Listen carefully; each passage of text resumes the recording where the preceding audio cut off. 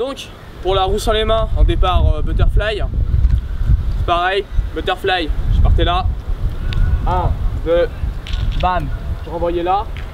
Le butterfly, en fait, je bloquais ici, justement pour bien voler, tout le temps en balançant la jambe.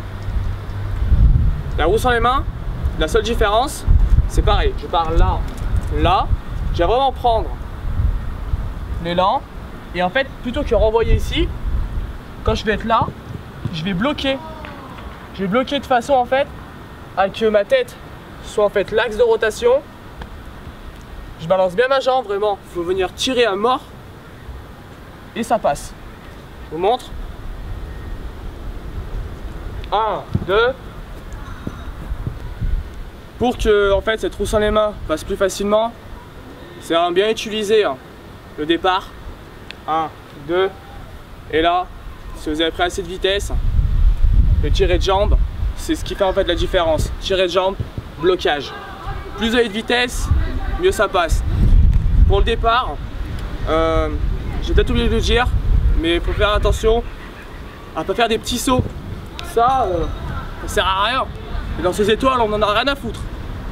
Nous, c'est puissant, ras le sol. Bam, bam, boum. N'hésitez pas, vraiment bien balancer.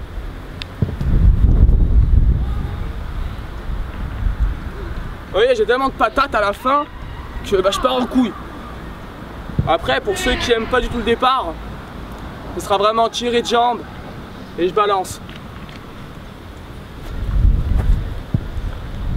Et pour ça, il faut vraiment justement venir en plus balancer. L'avantage de faire un petit tour, c'est que vous n'avez pas besoin justement de faire ça et de balancer comme un gros bâtard, quoi. Ça passe tout seul. Voilà, donc pour conclure, c'est vraiment départ, vraiment à fond, on balance la patate et plutôt que venir justement remonter, on vient là, on bloque comme une roue sans les mains, d'où le nom. On arrive là, bam, bam, les jambes passent.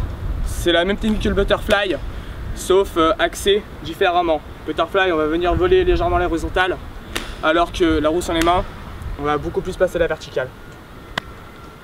Voilà tout.